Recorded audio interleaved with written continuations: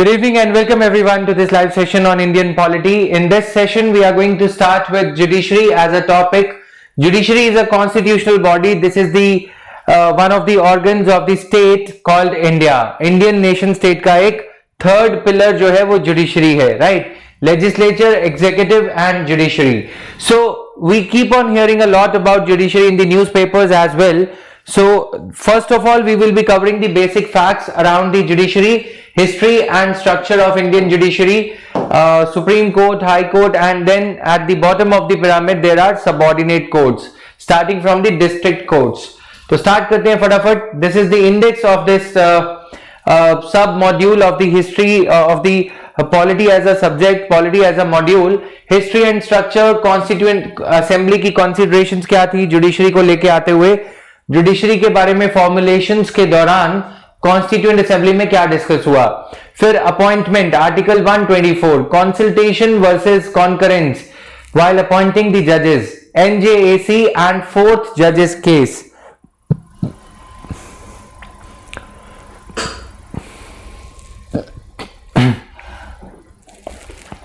National Judicial Appointments Commission and Fourth Judges Case 2015.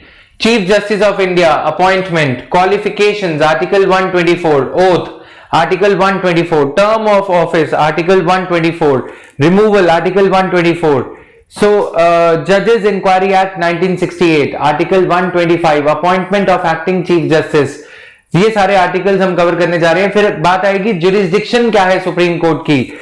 5-6 type की jurisdiction है supreme court की. Original jurisdiction, appellate jurisdiction, power of the judicial review, writ jurisdiction, advisory jurisdiction, supervisory jurisdiction. Issues in news, फिर हम बात करेंगे जो last few years में issues in news देखने को मिले मीडिया के बारे में, right. There can not be any glitch guys. Okay, yes there were some glitches. Just 1 minute, let me change the connection. There will be a brief glitch for 2-3 minutes, 1 or 2 minutes. Please bear with me, okay?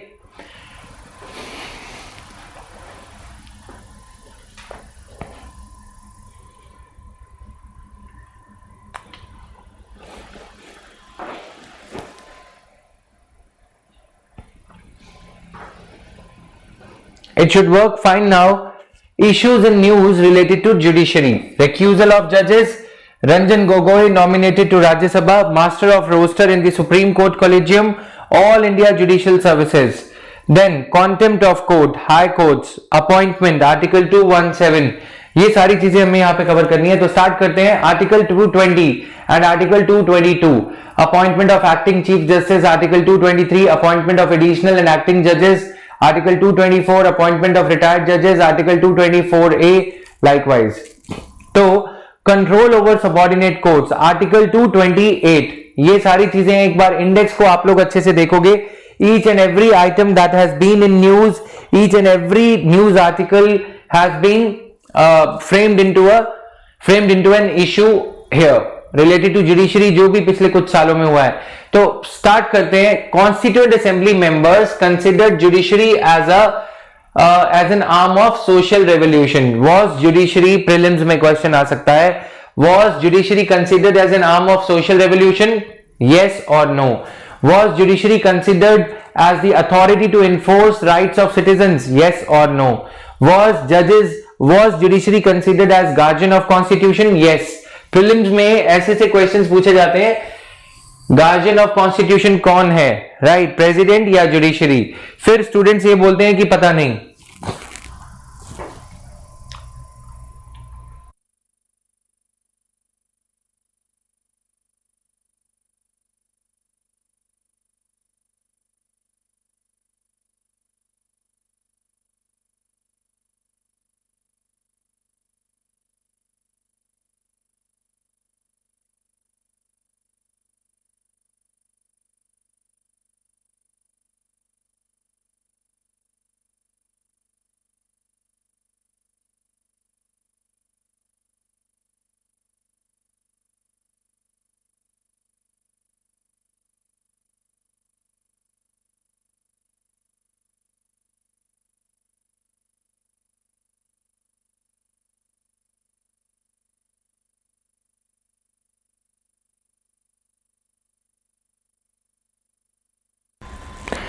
Prelims में question आता है, is judiciary the guardian of the constitution और is president of India the guardian of the constitution? President और judiciary के बीच में choice है, guardian of the constitution कौन है? पीटी में ऐसा क्वेश्चन पूछा जाता है, राइट? तो आंसर है judiciary is the guardian of the constitution. Guardian वो होता है जो जुडिशरी को बचाता है, गार्जियन वो होता है जो जुडिशरी को सेफगार्ड करता है, कॉन्स्टिट्यूशन को सेफगार्ड करता है, कॉन्स्टिट्यूशन को बचाता है, right? Clear? Then subjects of prime importance to the assembly members while framing the judicial provisions. क्या क्या प्राइम इंपॉर्टेंट मैटर्स थे, मैटर्स ऑफ प्राइम इंपॉर्टेंस थे लेजिस्लेटिव असेंबली के लिए while framing the judicial provisions? क्या क्या थे? Independence of the courts, powers of the supreme court, judicial review. Constituent Assembly paid more attention to the Supreme Court as Supreme Court would be the final authority on interpretation of the Constitution. Supreme Court has special responsibility for guarding the fundamental rights. ठीक है, Supreme Court would be the final authority on interpretation of the Constitution. Supreme Court has special responsibility for guarding the fundamental rights. Then Supreme Court, High Court, Metropolitan Courts, District Courts, special courts, tribunals, CAT, NGT, ये पूरा structure है। At the top of the pyramid is the supreme court, then high court, then district court. अब metropolitan cities जो हमने study करी थी, cities above the population of 10 lakh, metropolitan court है, ठीक है। मेट्रोपॉलिटन जज और डिस्ट्रिक्ट जज की क्वालिफिकेशन सेम होती है। फिर डिस्ट्रिक्ट कोर्ट प्रेमिसेस के अंडर ही डिस्ट्रिक्ट कोर्ट की जो बिल्डिंग होती है उसी में ही स्पेशल कोर्ट्स होते हैं, CBI special court, POCSO, protection of children from sexual offences act, special courts, fast track courts, ये सारे इसी में आते हैं, इसी टर्म में। स्पेशल कोर्ट्स हो सकते हैं fast track courts to settle the cases, to quickly adjudicate upon the cases related to criminal politicians. Then there are tribunals. What are tribunals? Tribunals are quasi-judicial bodies, semi-judicial bodies. Tribunals are semi-judicial bodies. Semi-judicial. Okay. The tribunals have got administrative experience plus judicial knowledge. Okay. Judiciary की knowledge होती है, कानून इन tribunal के members को पता होता है, law क्या है, लीगल प्रिंसिपल्स क्या हैं, फिर प्रैक्टिकल एक्सपीरियंस भी होता है। तो tribunals are bodies which are a mix of, tribunals कुछ ऐसी बॉडीज होती हैं जो कि मिक्स होती हैं जुडिशियल मेंबर्स की प्लस एडमिनिस्ट्रेटिव मेंबर्स की। Members with judicial experience and administrative experience sit together in the tribunal, right. तो इनमें मैटर्स पहले ट्राइब्यूनल में जाता है, फिर ट्राइब्यूनल के बाद हाई कोर्ट में, हाई कोर्ट के बाद सुप्रीम कोर्ट में। अगर किसी को सेटिस्फैक्शन नहीं हो ट्राइब्यूनल के डिसीजन से तो क्या करेगा वो? पहले ट्राइब्यूनल के डिसीजन को क्या करेगा? हाई कोर्ट में जाएगा, वो पर्सन अपील करेगा। फिर हाई कोर्ट के बाद अगर हाई कोर्ट के डिसीजन से भी कोई सेटिस्फाइड नहीं है तो फिर वो सुप्रीम कोर्ट जाएगा। इसीलिए हमारे यहां पे जो स्ट्रक्चर है जुडिशरी का, उसे सिंगल जुडिशरी कहा जाता है। इंडिया एक फेडरल पॉलिटी तो है, लिख लेना इसे, इंडिया एक फेडरल पॉलिटी तो है, बट इंडिया में जुडिशरी जो है इंटीग्रेटेड है। जुडिशरी फेडरल जुडिशरी नहीं है, ऐसा नहीं है। इंडिया में it is not the case that we have got federal court like supreme court of America and we have got state high courts. State high courts के जो laws हैं, जो जजमेंट्स हैं, वो फेडरल कोर्ट में यानी कि सुप्रीम कोर्ट ऑफ इंडिया में भी चैलेंज किए जा सकते हैं। अमेरिका में क्या है कि स्टेट की अपनी कानून है, अपने लॉज हैं, अपनी कॉन्स्टिट्यूशन है। तो state high court is the final adjudicating authority on the constitution of a particular state in USA. जैसे फ्लोरिडा के हाई कोर्ट के पास ये पावर है कि फ्लोरिडा की जो कॉन्स्टिट्यूशन है उसको इंटरप्रेट करेगा। अब किसी स्टेट में, वॉशिंगटन में गन लॉज, गन मतलब फ्री गन परमिट यानी कि इजीली अवेलेबल गन परमिट्स है, इसीलिए वहां पे आप देखते हो लॉन वॉल्फ अटैक हो जाते हैं। कोई भी गुरुद्वारा में, कोई चर्च में घुस के गोलियां चला रहा है, वहां पे गन लॉज किसी स्टेट में बैंड हैं, किसी स्टेट में अलाउड हैं, ठीक है। वैसे ही हमारी कंट्री में यूनिवर्सली सारी लॉज एप्लीकेबल होती हैं और जो भी हाई कोर्ट की जजमेंट है वो सुप्रीम कोर्ट में चैलेंज की जा सकती है। लेकिन अमेरिका में हाई कोर्ट की जजमेंट्स को, जहां तक स्टेट रिलेटेड मैटर्स का सवाल है, हाई कोर्ट की जजमेंट को सुप्रीम कोर्ट ऑफ अमेरिका में चैलेंज नहीं किया जा सकता। वहां पे जुडिशरी इंटीग्रेटेड नहीं है, सिर्फ नेशनल सिक्योरिटी, करेंसी, ऐसे जो नेशनल लेवल पे जो मैटर्स हैं उनके लिए supreme court of America deal करता है, लेकिन उन पे supreme court of America judgement देता है। हमारे यहां पे इंटीग्रेटेड जुडिशरी है, इसका मतलब यहां के जो लोअर कोर्ट्स हैं उनका मैटर ऊपर जाएगा, फिर हाई कोर्ट में जाएगा, फिर सुप्रीम कोर्ट ऑफ इंडिया में जाएगा। ऐसा नहीं है कि स्टेट के हाई कोर्ट पे वो केस रुक जाएगा, क्योंकि हर स्टेट की अलग अलग हाई कोर्ट है। हर स्टेट की अलग अलग हाई कोर्ट होने का मतलब ये नहीं है इंडिया में कि हमारे यहां पे जुडिशरी फेडरल है। Supreme Court of India acts as the federal court also because it adjudicates upon the matters of dispute between the center and the states also. But India में separate judiciary नहीं है for every state, separate high court है। समझ में आ गया ये point?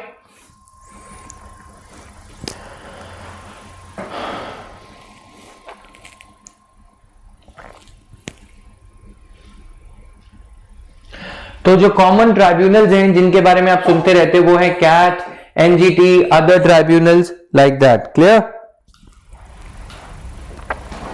Supreme court part 5 of the constitution कैसे याद रखोगे? V for victory 5। Supreme court is always the victor, is always the winner, है ना? तो सुप्रीम कोर्ट पे आते हैं। Articles 124 to articles 147 of the constitution of India deal with Supreme Court. Supreme Court is at the apex of the judicial structure, right?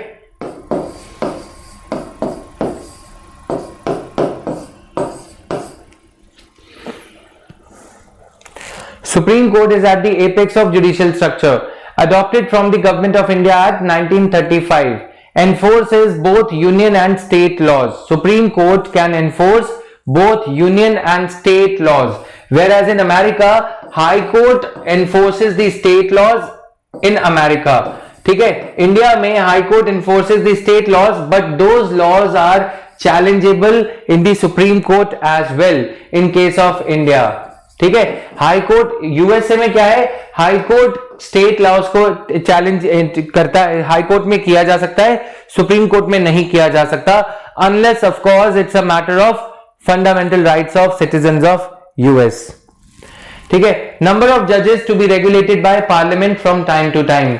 Can the number of जजेस be increased by the judiciary on its own? No. Can the number of ministers be increased by the government on its own? Yes. मैंने जो कहा है उसको सोचो analytical point of view से, मैंने क्या कहा?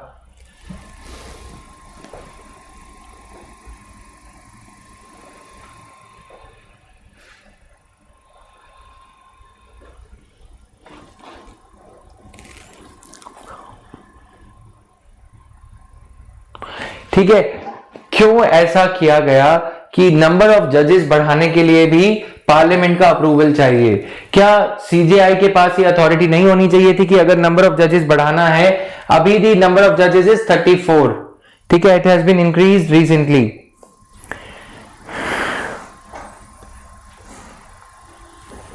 Yes Manu, you are right. ठीक है? पार्ट 5 2014 का क्वेश्चन है, the power to increase the number of जजेस in the supreme court of India is vested in the. होना तो ये चाहिए था कि सीजेआई के पास ये पावर होनी चाहिए थी। CJI in consultation with president of India ये कर सकते, या सीजेआई यूनिलैटरली ये कर सकते, बट पार्लियामेंट को ये पावर देने से एक फॉर्मेलिटी की वजह से काफी टाइम लग जाता है इसमें नंबर ऑफ जजेस बढ़ाने में। आपको नहीं लगता कि 34 जजेस for a country of 1.2 billion people is too small a number? Number of जजेस थोड़ा ज्यादा होना चाहिए, 50 कर दो, 60 कर दो, 100 कर दो, या फिर सुप्रीम कोर्ट को ये कहो कि वेले वाले केस जो होते हैं, वेले टाइम पास वाले केस, छोटे मोटे केस, उनको एंटरटेन करने से थोड़ा रिजर्वेशंस, थोड़ा रिस्ट्रिक्टेड हो जाए सुप्रीम कोर्ट। अदरवाइज क्या होता है? Constitutionally important cases are taking a back seat. Constitutionally important cases are taking a back seat at the cost of relatively less important matters। ठीक है? आगे चलो।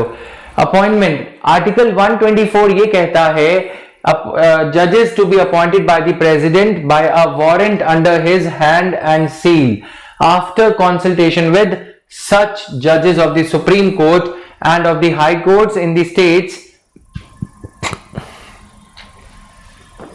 as the president may deem necessary, जितना president को अच्छा लगे, for the purpose. In the case of appointment of a judge other than the Chief Justice, the Chief Justice of India shall always be consulted. In the case of appointment of a judge other than the Chief Justice, तो कोई भी chief justice के अलावा अगर जज appoint करना है, CJI को कंसल्ट करना प्रेसिडेंट के लिए जरूरी है, अनिवार्य है, मैंडेटरी है, as signified by the word shall mentioned over here. Got it? Shall word लिखा है ना यहां पे। देन कंसल्टेशन वर्सेस कॉन्करेंस, अब यहां पे लिखा है chief justice of India shall always be consulted.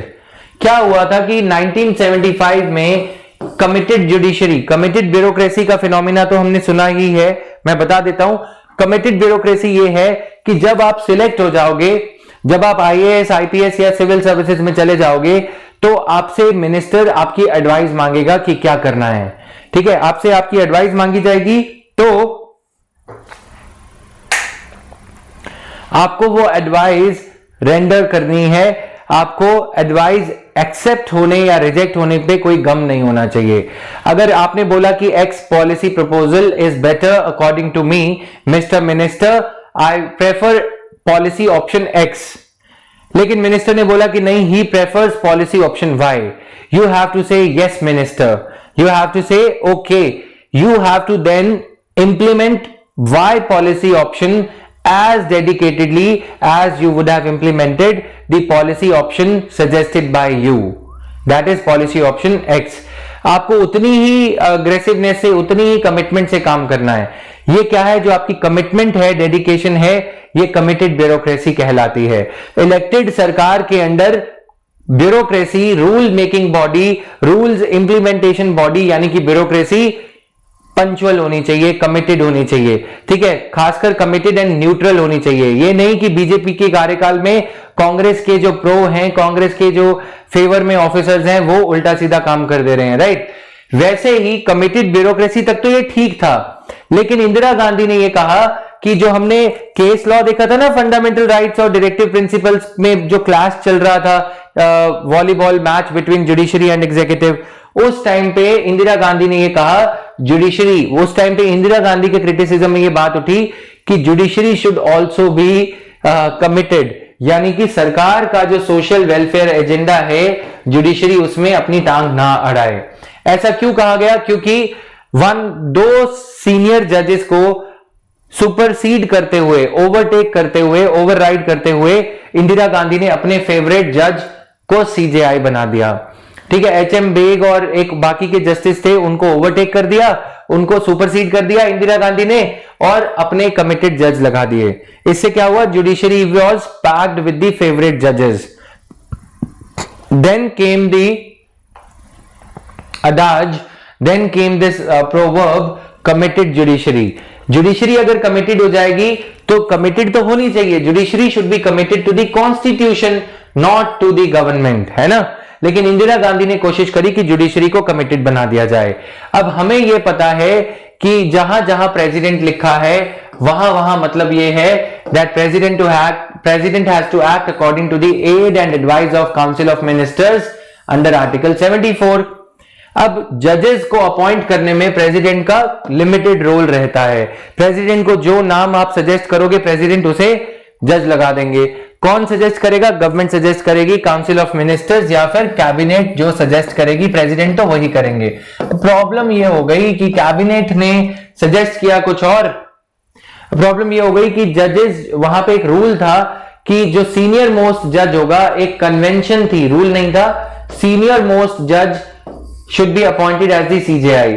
लेकिन इंदिरा गांधी ने दो सीनियर मोस्ट जजेस को ओवरराइड करते हुए, सुपरसीड करते हुए, रिलेटिवली जूनियर जस्टिस एएन रे को सीजेआई बना दिया, चीफ जस्टिस ऑफ इंडिया बना दिया, ताकि इंदिरा गांधी के हिसाब से काम हो सके।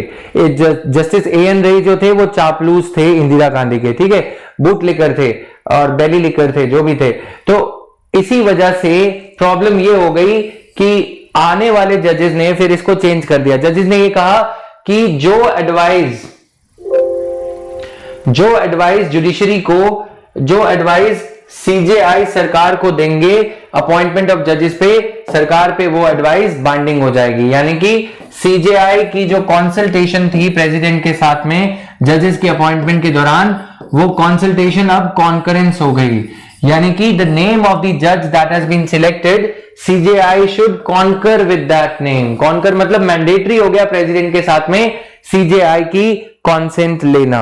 सीजेआई का कॉन्सेंट नहीं होगा तो जज अपॉइंट ही नहीं हो सकते, ठीक है। इसे ऐसा क्यों किया गया?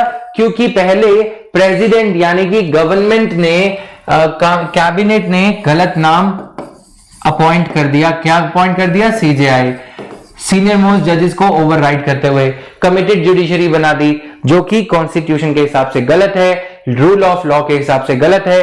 कि आप अपना फेवरेट जज लगा दोगे, उसको बोलोगे तुम ये जजमेंट नहीं, तुम वो जजमेंट दो, तुम मंदिर नहीं, तुम मस्जिद नहीं, तुम कुछ और बनवा दो। समझ में आया? कमिटेड जुडिशरी हो जाएगी। इसीलिए सीजेआई ने जजेस की अपॉइंटमेंट की पावर पे ये कह दिया, फर्स्ट जजेस केस, जब ये केसेस चल पड़े कोर्ट में 1982 में, 1975 में ये इंसिडेंट हुआ था जब इंदिरा गांधी ने अपना फेवरेट जज लगा दिया। फर्स्ट जजेस केस में सुप्रीम कोर्ट के सामने जब केस आया, इसको जजेस केस कहा जाता है, ठीक है। सुप्रीम कोर्ट ने ये कहा, consultation does not mean concurrence. पहले तो सरकार की धुन पे नाचती हुई जुडिशरी, ठीक है। 1993 में कॉन्सल्टेशन मीन्स कॉन्करेंस।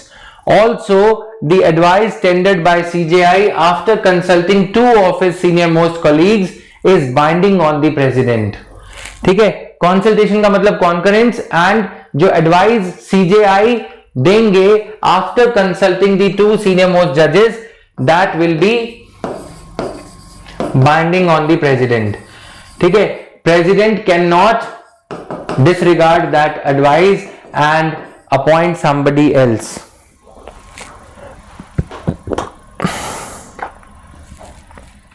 ठीक है। ये कौन से केस में किया गया? सेकंड जजेस केस में। थर्ड जजेस केस में सिचुएशन और चेंज हुई, कंसल्टेशन ऑफ प्लुरलिटी ऑफ जजेस, मल्टीपल जजेस। अब ये कह दिया गया, CJI should consult a collegium of 4 senior most जजेस, यानी कि CJI plus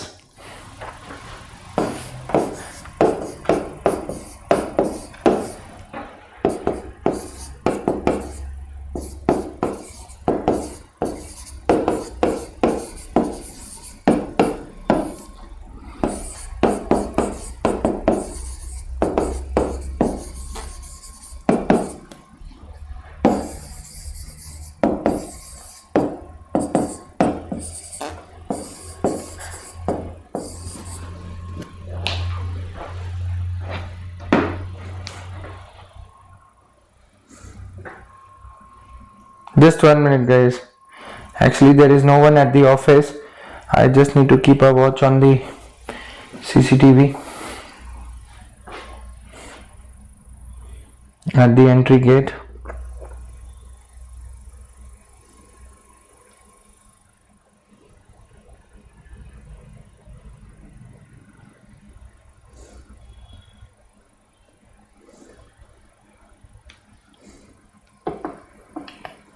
Yes, so here we go. Senior most जज 4, यानी कि सीजेआई प्लस 4 जजेस, टोटल कितने हो गए? 5, ठीक है।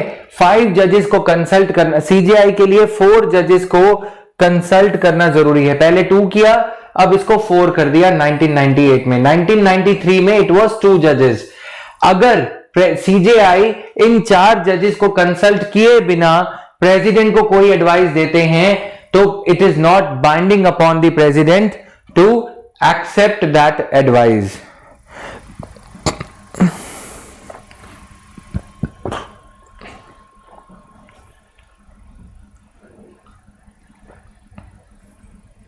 Got it?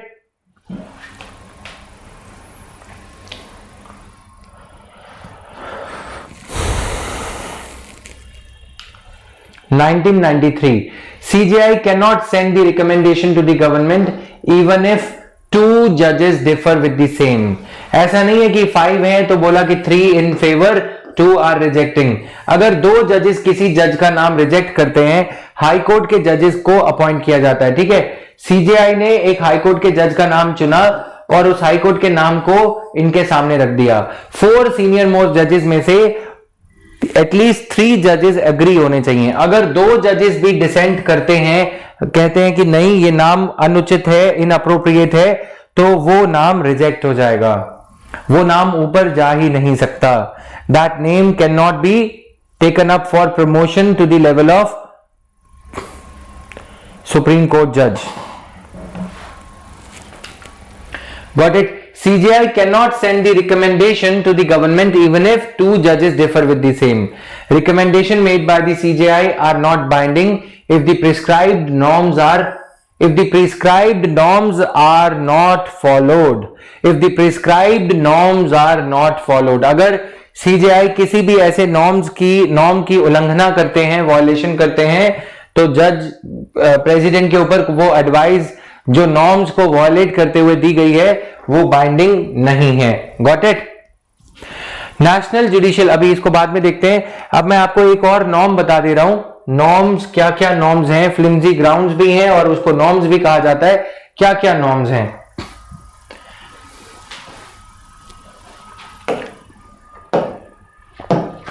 The other day when we were talking about Uttarakhand High Court and the misuse of Governor's Office, Article 356, we talked about one of the judges, Justice K.M. Joseph, a very honest judge. Okay, Justice K.M. Joseph was the Chief Justice UK High Court, Uttarakhand High Court. ठीक है, he gave a judgment that BJP, that in effect meant that BJP is trying to replace the what? BJP is trying to replace the judge of the BJP is trying to replace the Congress government in power in Uttarakhand. Congress government in power in Uttarakhand. ठीक है, तो उन्होंने Congress government को restore कर दिया क्योंकि जानबूझ के गवर्नर के प्रेसिडेंट रूल लगाने पे इलेक्टेड गवर्नमेंट को रिमूव कर दिया गया था। हाउस को, state legislative assembly of Uttarakhand को डिसॉल्व कर दिया गया। Justice KM. जोसेफ ने कहा it is a clear case of miss use of article 356। समझ में आया? Miss use of article 356। अब जस्टिस के.एम. जोसेफ ने यह काम किया कब? 2016 में। 2019 में Justice K.M. Joseph was actually a judge of his parent high court is Kerala. Parent high court क्या है? Kerala. Parent high court Kerala है इनका, यानी कि जब जस्टिस के.एम. जोसेफ डिस्ट्रिक्ट जज बने थे तो वो पहली बार केरला में थे। ठीक है, अब केरला हाई कोर्ट, एक रूल है सुप्रीम कोर्ट का कि supreme court is the federal court of India, it is the top most court of India. तो all the states, this is just a rough rule, ठीक है, और this is not a sacrosanct rule. ये कोई rigid नहीं है कि हाँ हर स्टेट से एक जज होना चाहिए, पंजाब से एडिक्वेट। अब अगर सुप्रीम कोर्ट में 34 जजेस हैं, ऑन एन एवरेज कितने जजेस एक स्टेट से होंगे? एटलीस्ट वन जज has to be there from all the states. At least one judge has to be there from all the states. Now, if the number of judges is more than the number of states, किसी ना किसी state से तो ज्यादा जज होंगे ना। हो सकता है दिल्ली हाई कोर्ट से ज्यादा जजेस हों। All the high courts, Punjab and Haryana high court, Madras high court, Kerala high court, Thiruvananthapuram, right, Kerala high court, all these high courts should have at least one judge each from that high court. ठीक है, Guwahati high court, सारे high courts का एक एक जज होना चाहिए, ये एक रूल है। Because all the states should be adequately represented in the, all the high courts should be adequately represented in the supreme court through a जज।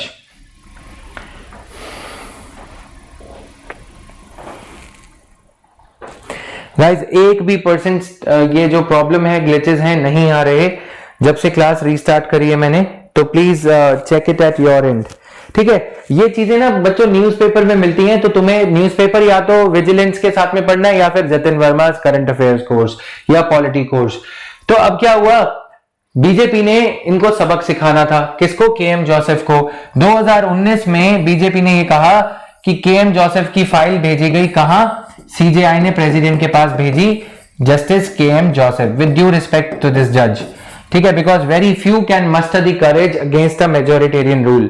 सीजेआई ने 4 सीनियर मोस्ट जजेस के साइन वाइन करवा के इनका नाम अप्रूव किया और ये गया प्रेसिडेंट के पास, यानी कि लॉ मिनिस्ट्री के पास। लॉ मिनिस्ट्री ने एक फ्लिमजी ग्राउंड दिया, बोले कि the parent high court of KM Joseph, the जज who toppled the or who restored the Congress government in UK, defying the Congress Mukt Bharat idea of great Prime Minister of India, who restored this government of Congress in UK, his name was rejected. KM Joseph का नाम CJI के पास दोबारा वापस भेज दिया गया। ये कहा गया कि the High Court, the parent High Court of KM Joseph, that is Kerala High Court, is adequately represented in the Supreme Court, so we should disregard his name. CJI, अब ये मैटर न्यूज में था, 2016 में इन्होंने topple किया था, तो CJI ने 4 सीनियर मोस्ट जजेस के कॉलेजियम ने ये नाम दोबारा प्रेसिडेंट को रिकमेंड किया। So the point for our purpose is, if a name is rejected by the president on the basis of norms, that name can again be sent to the president, can again be recommended to the president, and if it is done the second time, again it is done, president has no option except to accept that name. president के पास अब कोई option नहीं बचता बजाय इसके कि KM Joseph को अब सुप्रीम कोर्ट का जज बनाया जाए, ठीक है। तो जब तुम when you grind your teeth ना कि दांत रगड़ते हो, कितना गुस्सा आया होगा मोदी जी को। नाम जज का रिजेक्ट कर दिया लॉ मिनिस्ट्री ने, प्रेसिडेंट का नाम लगाते हुए, प्रेसिडेंट के नाम पे सारे डिसीजंस लेते हैं, तो उन्होंने ये कहा कि नहीं, जो केएम जोसेफ का हाई कोर्ट है वो एडिक्वेटली रिप्रेजेंटेड है। अरे भाई, एडिक्वेटली रिप्रेजेंटेड है, जज ऑनेस्ट है, तो उसका नाम ऊपर जाने दो। कमिटेड जुडिशरी क्यों बनाने लग रहे हो, राइट? ये क्यों कर रहे हो कि जिस जज ने हमारे को फेवरेबल जजमेंट नहीं दिया उसका नाम हम रिजेक्ट कर देंगे, जिसने हमारी फेवर में जजमेंट दिया है भले ही वो सेक्सुअल हैरेसमेंट का दोषी क्यों ना रहा हो, हम दिल्ली पुलिस, दिल की पुलिस से अपना काम करवा लेंगे और उस जज को बाइज्जत बरी करके राज्यों की सभा राज्यसभा में पहुंचा देंगे, भले ही वो जुडिशरी से क्यों ना आते हों। एक जज का नाम इसलिए रिजेक्ट करा जाता है क्योंकि उसका हाई कोर्ट एडिक्वेटली रिप्रेजेंटेड है, लेकिन एक जज का नाम, रंजन गोगोई का नाम राज्यसभा में इसलिए भेज दिया जाता है। किस लिए भेज दिया जाता है? जय राम जी की। समझ रहे हो ना तुम क्या कहना चाह रहा हूं मैं? तो फ्लिमजी ग्राउंड्स पे एक ईमानदार जज का नाम रिजेक्ट कर दिया जाता है और मैं कहूंगा बेशर्मी वाले ग्राउंड्स पे एक रंजन गोगोई का नाम ऊपर रिकमेंड। गलत कुछ नहीं है, लीगल इलीगल कुछ नहीं है, लेकिन मॉरली एक्सेप्टेबल नहीं है। ये समझ में आया? तो तुम हमारी फेवर में जजमेंट दो, हम तुम्हें सीजेआई बना देंगे। ये इंदिरा गांधी का काम टाइम था। तुम हमारी फेवर में जजमेंट दो, हम तुम्हें राज्यसभा पहुंचा देंगे। ये नया सतयुग है। दिक्कत यह है, respect a leader who respects the institutions, who is an institutional builder, right? A leader who disregards institutional norms should be disregarded and dethroned. सही है ना ये? तो गुस्सा इसलिए आता है, I love my country, I love my India, कि ये सारी चीजें शोभा नहीं देती, राइट?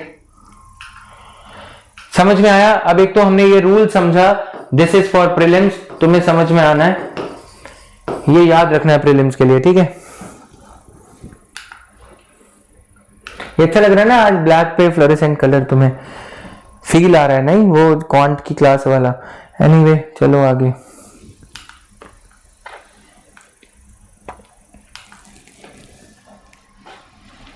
अब आते हैं एनजेएसी पे, national judicial appointments commission of India, right? NJAC act 2015 में पास किया गया। उस time TS Thakur, one of the rare honest जजेस CJIs of India in the recent years.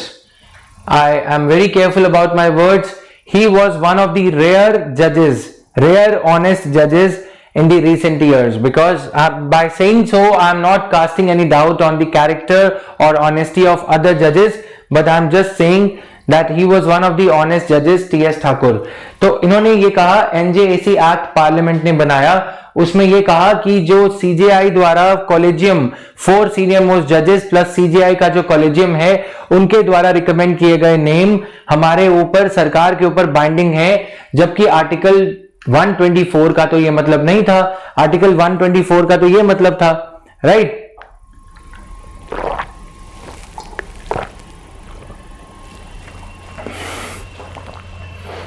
Article 124 का तो मतलब कॉन्सल्टेशन था।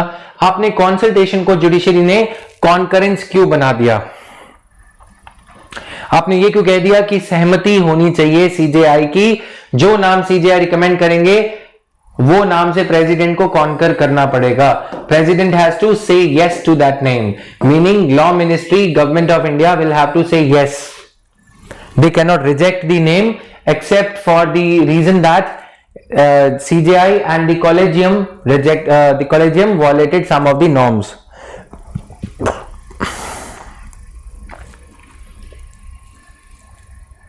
ठीक है,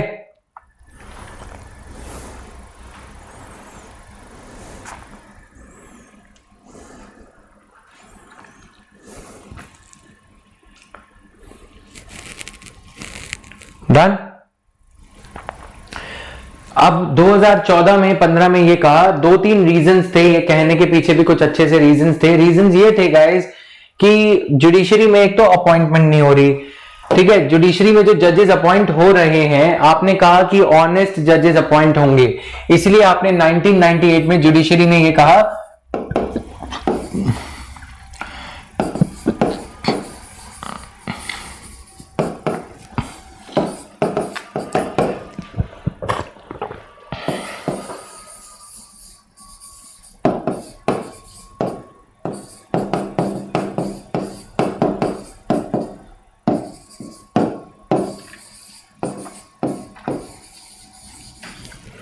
ठीक है। 1998 में ये कहा 4 CJI प्लस कॉलेजियम अपॉइंट करेंगे जजेस को।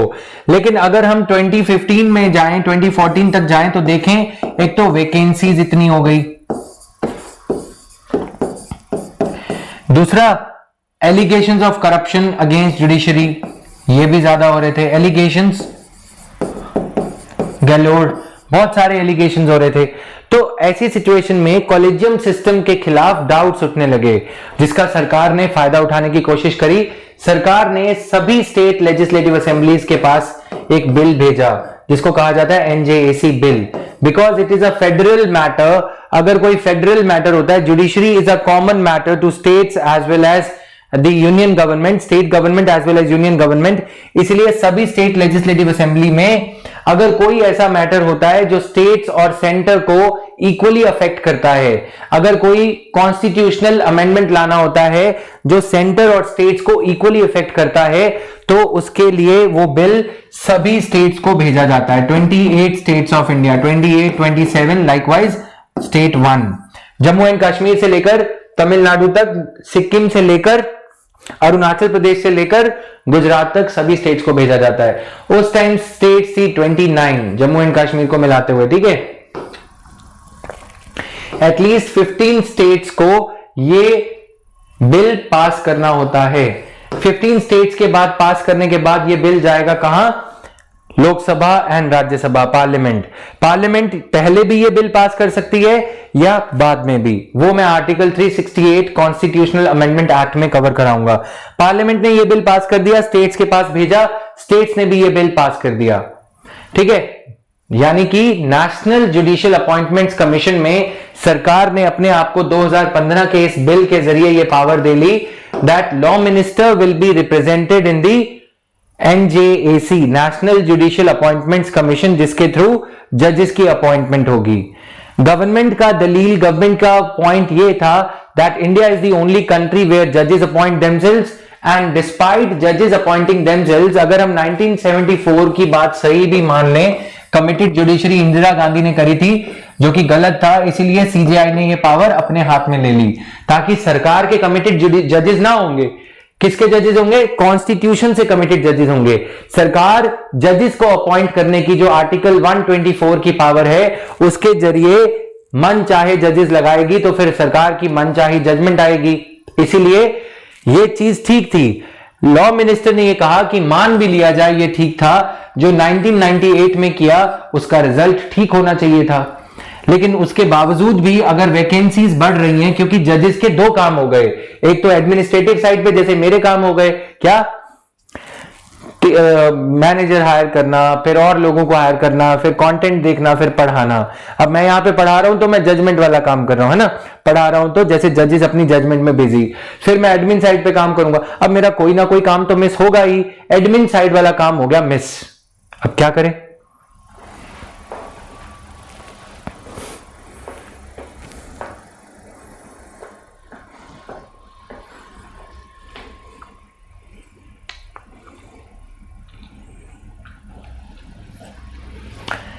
हो गई वैकेंसीज। अब वैकेंसीज हो गई तो ये एक बड़ा रीजन हो गया। चलो वैकेंसीज हो गई तो कोई बात नहीं, लेकिन क्या जो जजेस लगाए गए वो ऑनेस्ट थे?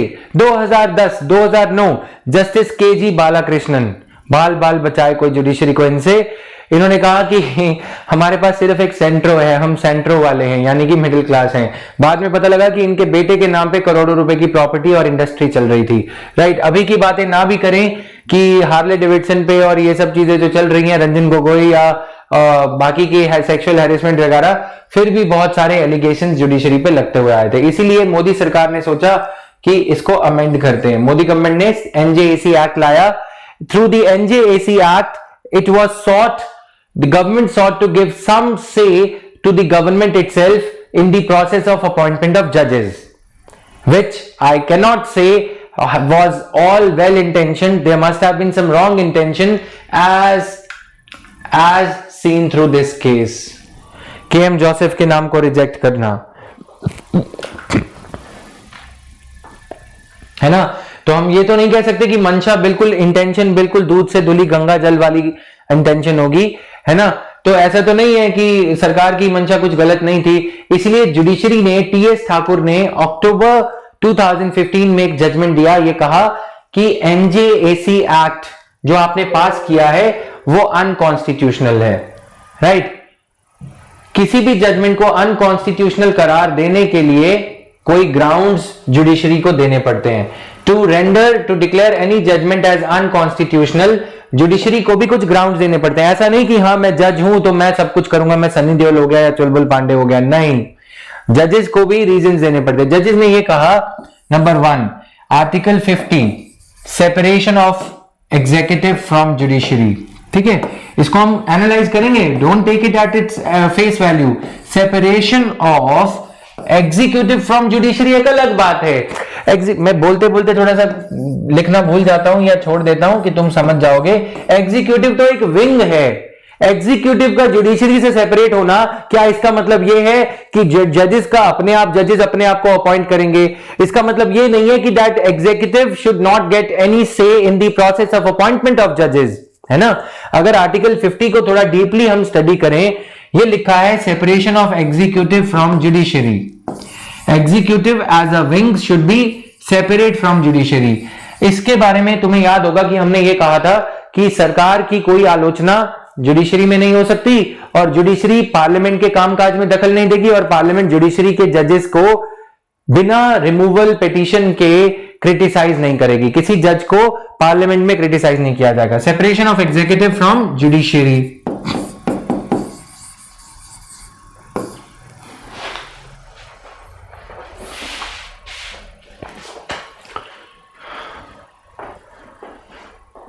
ठीक है, दूसरा मतलब ये है, क्या इसका मतलब हम ये निकाल सकते हैं, can this mean, does it mean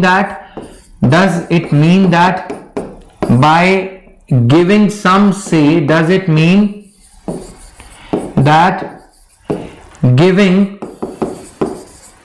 some say to executive in the matter of appointment of judges as per article 124 would lead to violation of doctrine of separation of powers? Can we say that, or does it mean that giving legitimate say to the executive in the matters of appointment of judges would lead to violation of doctrine of separation of powers? समझ में आया? क्या इसका ये मतलब हो गया कि अगर हम सरकार के कोई रिप्रेजेंटेटिव, लॉ मिनिस्टर या कैबिनेट सेक्रेटरी या कोई और मंत्री अगर जजेस को अपॉइंट करने वाले एक एनजेएसी में बैठेंगे तो इसका मतलब यह है कि आर्टिकल 150 वॉयलेट हो गया? तो फिर आर्टिकल 124 के मैंडेट का क्या? आर्टिकल 124 तो सरल सी भाषा में ये कह रहा है, appointed by the president bye a warrant under his hand and seal after consultation with the जजेस। अब ये उल्टा हो गया है, सरकार ये कह रही है जजेस को कि भैया हमें कंसल्ट कर लो। लिखा तो ये था कि प्रेसिडेंट अपॉइंट करेंगे after consultation with the CJI, लेकिन अब सीजेआई बोल रहे हैं कि हम कंसल्ट कुछ ना करते, हमने कागज भेजे, मोहर लगाओ और कागज वापस भेजो, हमारे जज को अपॉइंट करो। इसका एक और क्रिटिसिज्म ये है कि इस कॉलेजियम में क्या किया जा रहा है? फैमिलियलिज्म चल रहा है। कॉलेजियम में फैमिलियलिज्म चल रहा है। फैमिली के जो, अब मैं अगर जज हूं, मैं तुम्हें अपने पड़ोसी की बात बता देता हूं, ठीक है, विदाउट एनीथिंग, नाम नूम कुछ मैटर नहीं करता। मान लो कि उनके अंकल जो हैं हाई कोर्ट में हैं, ठीक है, उनके ताऊ जी जो हैं हाई कोर्ट में हैं और वो उनका भतीजा प्यारा सा BMW है उसके पास में। अब वो क्या करता है? वो लॉयर है। लॉयर तो क्या है, वो सारा दिन बैठे रहता है ऐसे, ठीक है, लॉ के काम कर रहा है, ठीक है, जाता है कोर्ट में BMW में, कभी कोरोला में, कभी कुछ, ठीक है। अब 10 साल उसे पूरे हो जाएंगे ना, अंकल उसके रिटायर होने वाले हैं, अंकल बोलेंगे चल बेटा तू हाई कोर्ट का जज बन जा। बन गया हाई कोर्ट का जज। ये नेपोटिज्म जो है, इसे नेपोटिज्म कहा जाता है, भैया भतीजावाद, ठीक है। तो ताऊ जी जो है अपने भतीजे को लगा देंगे और भतीजे का जो बापू है, भतीजे के जो पिताजी हैं वो एमएलए हैं, ठीक है, और उसके खिलाफ जो केस हैं जाने दो, ठीक है। तो ये सारी जो चीजें चल रही हैं इसको नेपोटिज्म कहा जाता है। अब जजेस क्या करते हैं? अपना एक एक्सक्लूसिव डोमेन बना रखा है कि इसको जज बना के जाएंगे तो कल को ये हमें बेनिफिट देगा, है ना। ये सारी चीजें चल रही हैं। इसीलिए ये दोनों सिस्टम जो हैं, एग्जीक्यूटिव को से देते हैं तो केएम जोसेफ बाहर हो जाते हैं। अगर सरकार की चलेगी, सरकार की सुनवाई होगी तो उत्तराखंड हाईकोर्ट के जज रिटायरमेंट लेंगे और यूके चले जाएंगे। क्यों? नाराज हो जाएंगे कि सुप्रीम कोर्ट का जज बनने की काबिलियत रखता था मैं, लेकिन मुझे बनाया नहीं। सुप्रीम कोर्ट ने इसको रिजेक्ट करने के लिए जो दूसरा ग्राउंड दिया, पॉइंट नंबर 1 ये, पॉइंट नंबर 2 ये। पॉइंट नंबर 2 में जुडिशरी ने ये कहा कि स्टेट सरकार ने बोला कि it's the mandate of the people of the India, after all they have passed the bill called as NJAC bill. It's not an easy task to pass the bill in the Lok Sabha and Rajya Sabha due to the opposition and all. We have passed the bill through 15 state legislative assemblies. Judiciary should respect the mandate of the representatives of the people, MLAs, MPs, इतने सब लोगों ने जो है इस पे vote किया है। जुडिशरी ने बोला कि what kind of a discussion happened in the state legislative assemblies? Go, they just passed the bill in the hush hush manner. ठीक है, उन्होंने बिल सिर्फ धड़ल्ले से फटाफट से पास कर दिया, कोई effective discussion state legislative assembly में नहीं हुआ। ये जस्टिस उस टाइम के सीजेआई टीएस ठाकुर ने ये कहा ओरल रिमार्क्स देते हुए कि the discussion, he said the discussion that happened in the state legislative assemblies was at best a sham. Sham होता है आंखों का धोखा, अ मेयर आई वॉश, ठीक है, वो एक फॉर्मेलिटी थी, कोई इफेक्टिव डिस्कशन नहीं हुआ। Point is judiciary itself violated the separation of powers. Judiciary should not have commented upon the proceedings in the state legislative assembly. समझ में आया?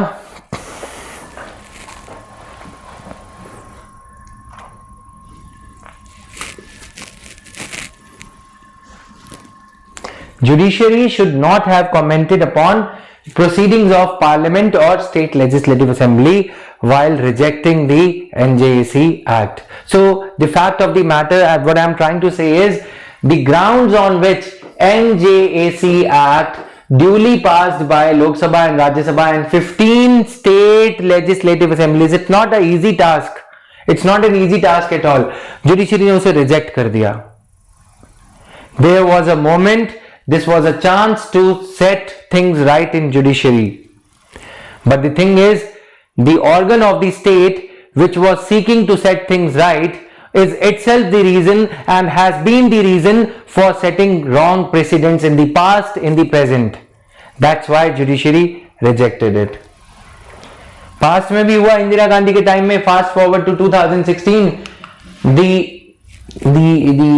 you can say the apprehensions of judiciary were proven right when the name of KM Joseph was sent back to judiciary on flimsy grounds.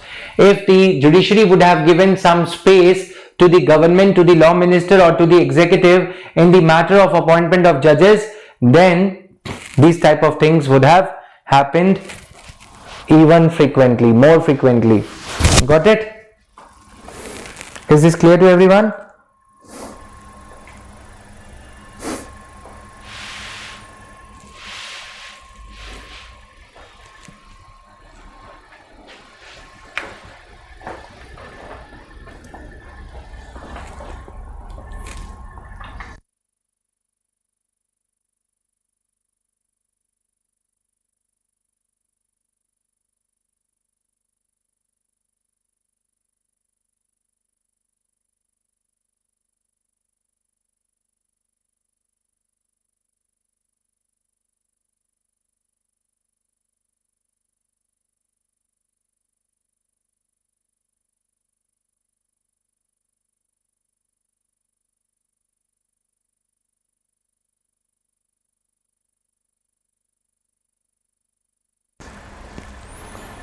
Am I audible now?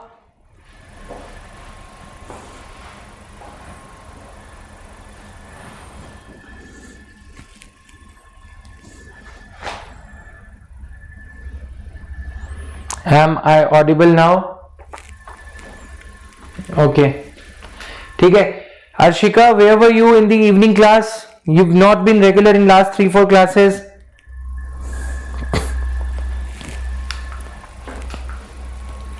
So ये था basically. अब इसको fourth जजेस case कहा जाता है. Fourth जजेस case.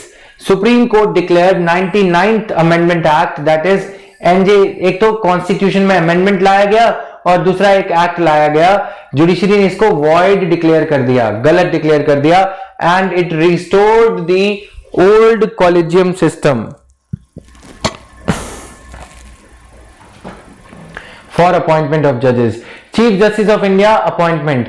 अब देखते हैं सीजेआई कैसे अपॉइंट किए जाते हैं. CJI is usually the senior most जज of the supreme court. This convention was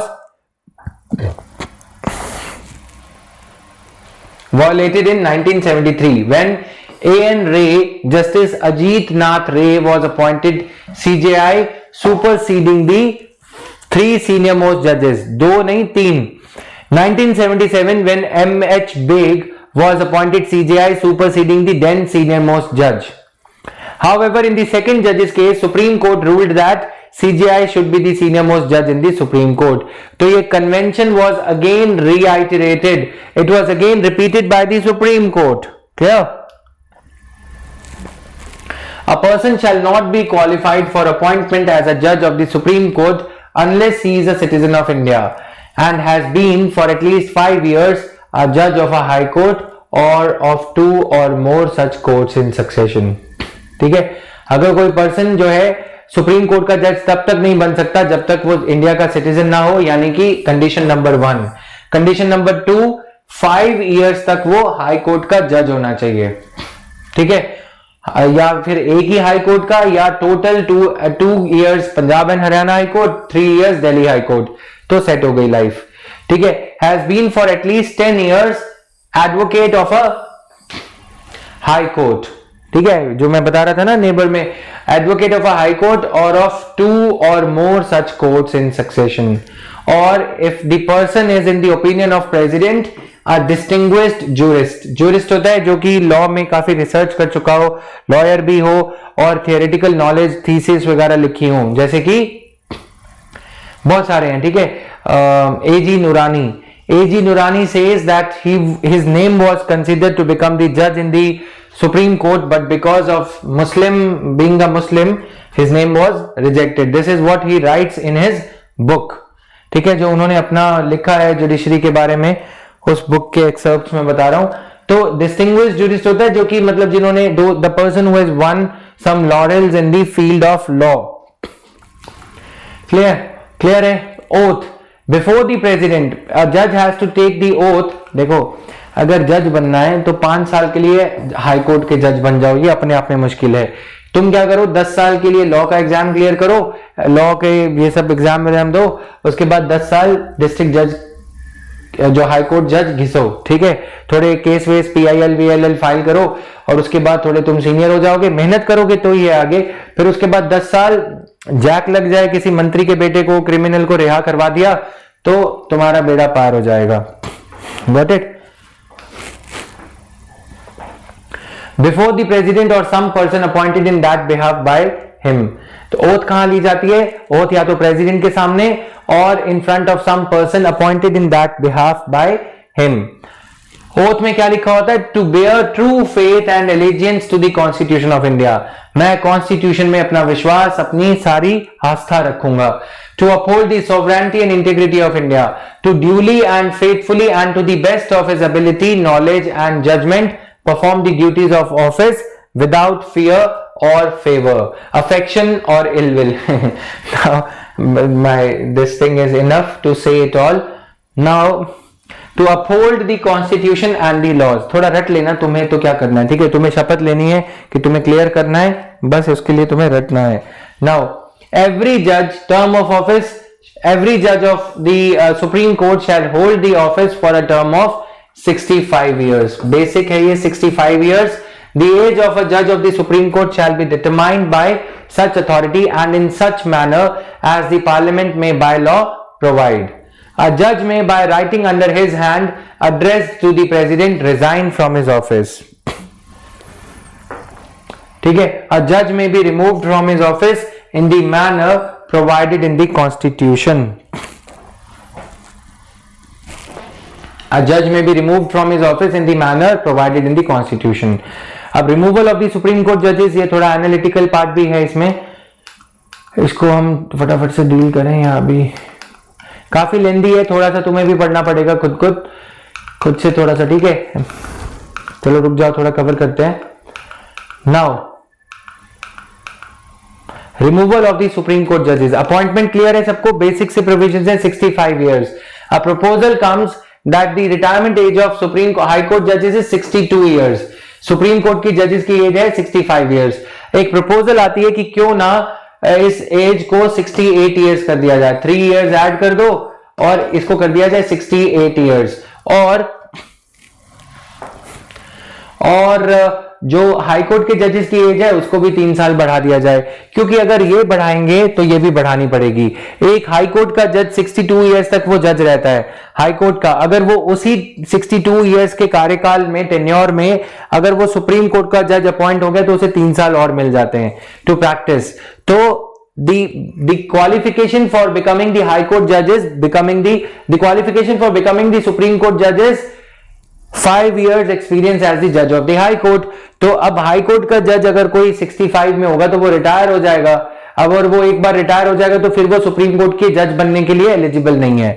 in service high court जजेस, इसीलिए जब हम ये एक्सटेंड करेंगे 65 to 68 करेंगे तो हमें 62 को भी 65 करना होगा, ठीक है।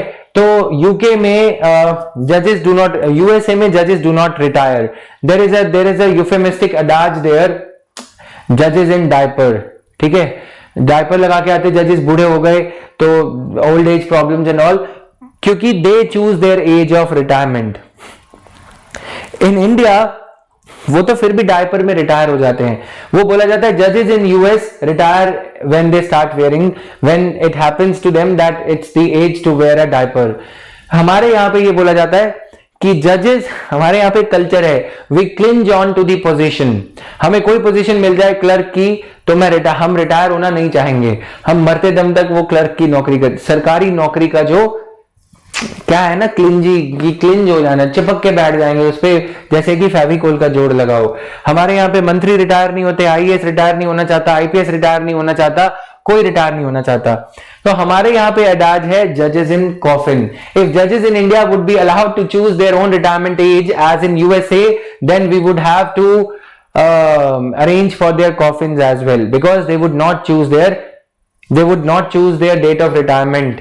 That date would at best be 30th of February, which is not there in the calendar. इसलिए ये एक प्रपोजल है कि जजेस की वैकेंसी को फिलअप करने के लिए एज छोड़ दो, जजेस जब चाहें वो तब रिटायर हो सकते हैं, जैसा कि यूएसए में है। फिर इसका क्रिटिसिज्म भी है कि भाई अगर ये जजेस 68 ईयर्स के लोग जो हैं, वो वहां पे तो लोग क्या करते हैं, वाइन पीते हैं, अच्छा खुश रहते हैं ना, यहाँ पे क्या है, इतना ज्यादा अच्छा लिविंग स्टैंडर्ड भी नहीं है। तो कोई जज जो है वो फॉरगेटफुलनेस की जो डिजीज होती है उसका शिकार हो गया, फिर भी वो जज बना रहेगा, क्योंकि इंसेंटिव्स हैं, बंगला है, गाड़ी है, सब कुछ है भगवान का दिया हुआ, टोयोटा कोरोला मिलती है, कैमरी भी मिलती है ना। तो ये सारी दिक्कतें हो जाएंगी, इसलिए हमारे यहाँ जजेस रिटायर नहीं होंगे। इसलिए फिर दूसरा कारण ये है, सप्लाई ऑफ जजेस कहां से आएगी। तो नया फ्रेश ब्लड जो है, जो टेक्निकल एडमिनिस्ट्रेशन को जानता है, टेक्नोक्रेटाइजेशन ऑफ जुडिशरी भी हो रहा है, चैलेंजिंग केसेस आ रहे हैं, पेटेंट लॉज, ये सारे जो जजेस हैं तो will be at a loss of their memory. How would they be able to get a hands on experience in the contemporary legal matters. ठीक है, तो इसलिए ये प्रपोजल रिजेक्ट हो जाती है। अब वैकेंसी को फिलअप करने के लिए बाकी बात बाद में करेंगे। जज में भी रिमूव डी हो गया, अब आते हैं रिमूवल ऑफ जजेस। A judge of the Supreme Court shall not be removed from his office except by an order of the president. Constitution में सिर्फ इतना ही लिखा है 124, and this order of the president should be passed after an address by the each house of the parliament, sitting individually, supported by a majority of the total membership of that house and a majority of not less than 2/3 of the members of that house present and voting.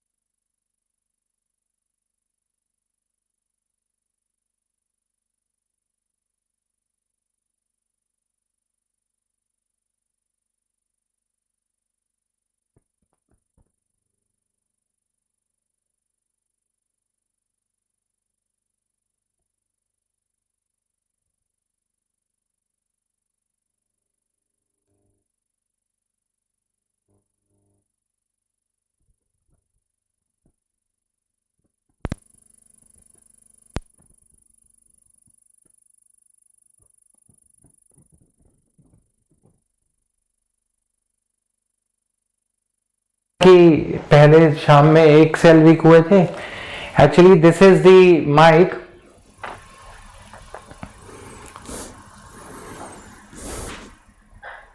Yes please, अगर ऐसा कुछ होता है ना जब मैं cell show कर रहा होता हूँ, तो क्या है कि ये चार्जेबल बैटरीज होती हैं। तो मैं बता देता हूँ कि since the office boy is not available today, तो ये चार्ज होते रहता है। तो ये इस माइक में एक रिसीवर है उधर और एक मेरे पास है, तो इसको कभी सेल चेंज करना पड़ जाता है इसीलिए। ओके, तो तुम लोगों को बता दिया कि कभी ऐसा होता है किसी और टीचर के साथ भी।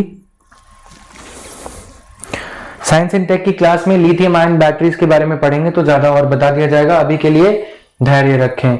Now a majority of not less than 2/3 of the members present and voting. ठीक है, so a majority of the total membership of the house, and यहां पे एंड दे रखा है। एक तो टोटल मेंबरशिप, कोई भी जज को रिमूव करने के लिए ये ब्रॉड प्रोसीजर है जो कॉन्स्टिट्यूशन में दे रखा है। अब इसमें to fill in the details जजेस इंक्वायरी एक्ट पास किया गया है। जजेस inquiry act 1968। Removal. Such address has to be presented to the president in the same session for such removal on the ground of proved misbehavior or incapacity of the judge. Proved misbehavior, sexual harassment से बुरा तो कुछ नहीं हो सकता। ठीक है, तो ये ग्राउंड्स हैं जो 124 क्लॉज 4 में दे रखे हैं। पार्लियामेंट में बाय लॉ, अब इसके साथ ये भी दे रखा है 124 क्लॉज 4 में कि पार्लियामेंट में by law regulate the procedure for the presentation of an address and for the investigation of the charges of misbehaviour. Both kinds of एक ही तो मेजॉरिटी है, मेजॉरिटी ऑफ टोटल मेंबरशिप, यानी कि अगर हाउस में 545 मेंबर्स हैं तो उसमें से कितने प्रेजेंट होने चाहिए फेवर में? 50% प्लस 1। अगर लोकसभा में 545 मेंबर्स हैं तो 50% प्लस 1। लोकसभा में 252 मेंबर्स हैं तो उसका 50% प्लस 1। ये तो होना ही चाहिए। Plus there has to be a majority of not less than 2/3 of those who are present and voting on a particular day, on the day of voting. ठीक है, तो ये तो स्केलेटल प्रोविजंस दे रखे हैं ये दोनों। इसके साथ ये भी दे रखा है पार्लियामेंट में by law regulate the procedure for the presentation of an address and for the investigation and proof of misbehaviour और इनकैपेसिटी ऑफ अ जज। ठीक है, तो पार्लियामेंट ने इस पावर को यूज करते हुए एक एक्ट बनाया है, जजेस inquiry act 1968, to regulate the procedure for the investigation and the proof of misbehavior or incapacity of a judge of the Supreme Court or of the High Court। तो procedure क्या है ये मैं कल पढ़ाऊंगा, आज नहीं। ठीक है, आज कल इसमें एक और पीपीटी में रिसेंट जो कंट्रोवर्सी हुई थी हम उसको ऐड करेंगे जो कि इस पीपीटी में नहीं है, राइट। उसके बाद it will be like a cake walk, simple सी चीजें हैं, कुछ ज्यादा नहीं है। कल के आर्टिकल में, कल के क्लास में ये खत्म हो जाएगा। रिक्यूजल ऑफ जजेस, ये फिर इश्यूज रिलेटेड टू न्यूज आ जाएंगे, इसको कल हम खत्म कर देंगे, राइट। फिर हाई कोर्ट आएगा, ये तो सुप्रीम कोर्ट की बात हो गई। Ranjan Gogoi nominated to Rajya Sabha. Have you got this PPT guys? Have you got this PPT? Please type PPT Y और पीपीटी नो, पीपीटी यस और PPT no.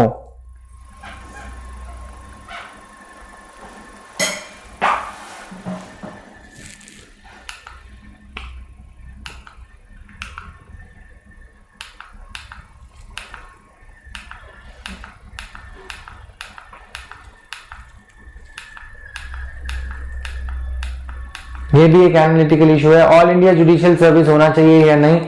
Need for AIJS, will it lead to more representation? Contempt of court क्या होता है? Why in news? Prashant Bhushan case, काफी चीजें आपको पहले से पता होंगी due to current affairs, but these things are required to be covered here as well. Mulgaonkar principles क्या है? ये भी बहुत अच्छी चीज है। Mulgaonkar principles are related to judiciary, ये प्रीलिम्स के लिए पता होना जरूरी है। हाई कोर्ट्स पे आएंगे, फिर हाई कोर्ट्स की ये पावर वगैरह डील करके 2217 ये सारे क्वेश्चंस देखते हुए थोड़ा लेंदी है, 3-4 दिन चलेगा। सुप्रीम कोर्ट कल खत्म हो जाएगा, हाई कोर्ट फिर हम स्टार्ट करेंगे। उसके बाद इस पीपीटी में कुछ छोटे छोटे टॉपिक्स दे रखे हैं जो कि काफी रिसर्च के बाद मैंने बनाए थे, तो उसे तुम्हें थोड़ा खुद भी पढ़ना होगा। High court and subordinate courts के बाद के जो मैटर्स हैं। एनजीटीबी मैं कवर करा दूंगा। ये नेशनल लीगल सर्विसेज अथॉरिटी, ये गवर्नेंस का पार्ट है, तो थोड़ा सा खुद पढ़ लेना। ओके, जियो पीपीटी अब तो करवा दी गई है बच्चे। प्रिया एंड प्रवीण, आप भी कह रहे थे जियो की पीपीटी तो आ गई है ना अब। एक मिनट रुको कि जियोग्राफी की पीपीटी क्यों नहीं आई, मैं पता करता हूं।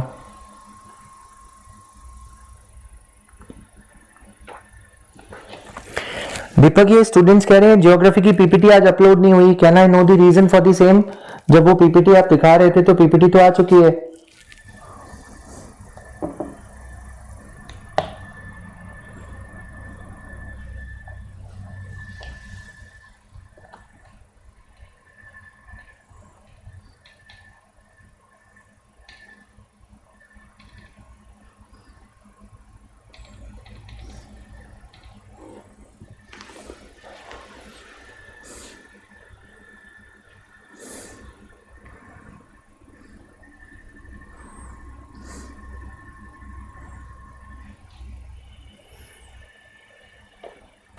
Geo PPTs are provided as Devyani is telling you. Geography PPT अब आ चुकी है। He is also confirming the same. दीपक, ये जुडिशरी की पीपीटी श्वेता ने अपलोड क्यों नहीं करवाई? आपको दी नहीं क्या उन्होंने? श्वेता को बोला करो कि पीपीटी रेगुलर दिया करें। Just 1 minute guys. Shweta, have you shared the judiciary PPT, the one that you shared with me today for the students? Have you shared it with Deepak? ये कंफर्म करो एक बार। और मैंने उस दिन बोला था कि ये पीपीटी टाइमली शेयर हो जाएं। जब काम कर रहे हो रेगुलरली पंचुअली तो शेयर तो करवाओ उसे।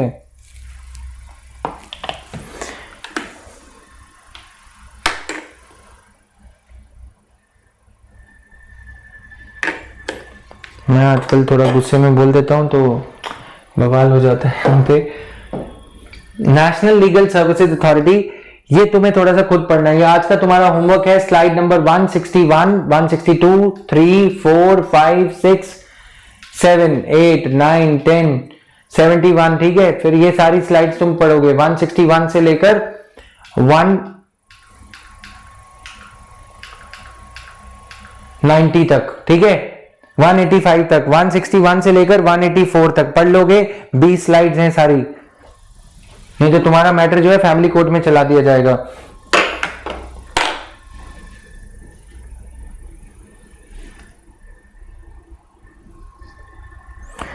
तुम लोग ना इशू करवा देते हो। तुम लोग पता क्या करते हो, मैं ब्लंटली बोलूं तो बिना मुंह धोए आ जाओगे इधर, ये नहीं मिला वो नहीं मिला कटोरा लेके। पहले चेक तो किया करो। मैं मानता हूं कि 90% ऑफ द टाइम्स पीपीटीज नहीं होती, राइट? 10% ऑफ द टाइम जो होती है उसमें भी तुम हल्ला बोलने लग जाते हो। पहले चेक किया करो, उसके बाद यहां पे आया करो, ये बोला करो कि पीपीटीज नहीं है, ठीक है?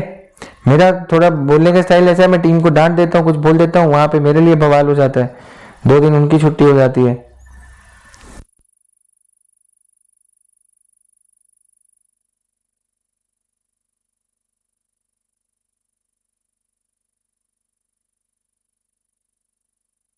Of discharging quasi judicial duties, an administrative tribunal is neither a court nor an executive body. It stands somewhere midway between a court and an administrative body. अब ऑडियो है प्रवीण, अब क्या?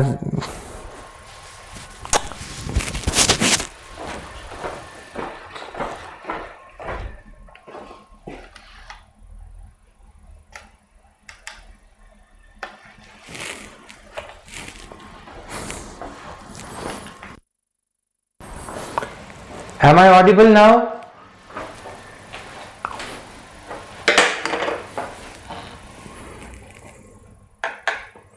Okay, Gautam, I'll get it checked, okay? ठीक है, तो ये था आज के लिए। ये 161 से स्लाइड नंबर 161 से 185, इफेक्टिवली ये 20 स्लाइड्स हैं। ये वाली स्लाइड को छोड़ दे, रंगारंग कार्यक्रम को, तो ये 20 स्लाइड्स हैं, इसको भी छोड़ दो, पढ़ लेना इसको, ठीक है? फैमिली कोर्ट्स इसको भी छोड़ दो। ये जो चीजें हैं लक्ष्मीकांत में या किसी बुक में नहीं दे रखी, तो इसको कवर कर लेना, इन्हीं से आजकल क्वेश्चंस पूछे जा रहे हैं।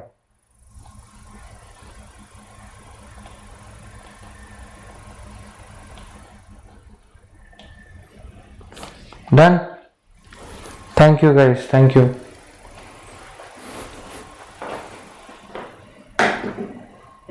Thank you everyone.